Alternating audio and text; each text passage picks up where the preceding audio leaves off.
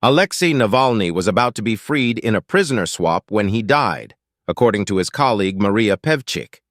She said the Russian opposition leader was going to be exchanged for Vadim Krasikov, a Russian hitman serving a life sentence for murder in Germany. 2 U.S. citizens being held in Russia were also going to be part of the deal, Ms Pevchikh claimed. Kremlin spokesperson Dmitry Peskov told the Financial Times he was not aware of such agreements. BBC News has not seen any evidence for Ms Pevchikh's claims and is unable to independently verify them. Ms Pevchikh said negotiations had been in their final stage on the 15th of February. Navalny died on the 16th of February in his cell in the prison colony in Siberia, where he was being held on a 19-year sentence over charges that were widely seen as politically motivated. Prison officials said the 47-year-old had fallen ill following a walk.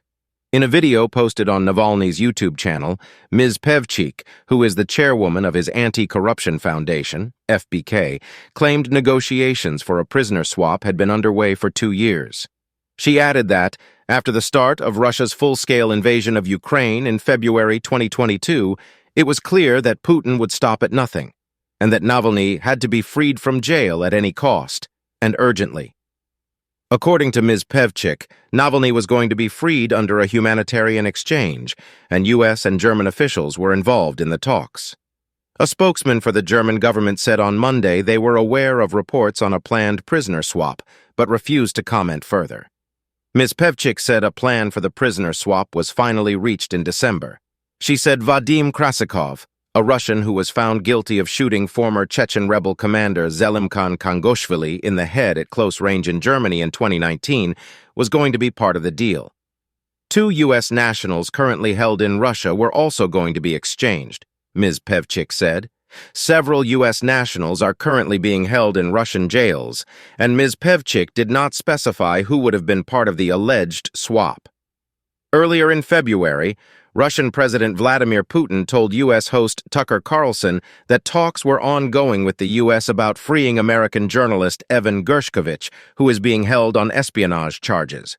Mr. Putin hinted that, in exchange, Russia would accept a person who, due to patriotic sentiments, eliminated a bandit in one of the European capitals during the events in the Caucasus, almost certainly a reference to Krasikov. Ms Pevchikh claimed Mr. Putin changed his mind about the deal at the last minute, saying the Russian president could not tolerate Navalny being free. It is unclear why Mr. Putin might have agreed to swapping Navalny for other prisoners. Mr. Putin's spokesman Dmitry Peskov has previously said allegations of government involvement into Navalny's death were absurd. Authorities initially refused to hand Navalny's body over to his mother, only relenting 8 days after his death. Navalny's widow, Yulia, has said he was killed on the orders of Mr. Putin. The Kremlin has denied these allegations, calling Western reaction to the death hysterical. On Monday, Navalny's spokeswoman, Kira Yarmish, posted a message on social media saying his allies were looking for a venue where supporters could hold a public farewell later this week. Such an event is expected to be closely monitored by the authorities, provided it is allowed to go ahead at all. A rights group said 400 Russians were arrested across the country for laying flower tributes to Navalny following his death. Please like, share, and subscribe for more global updates.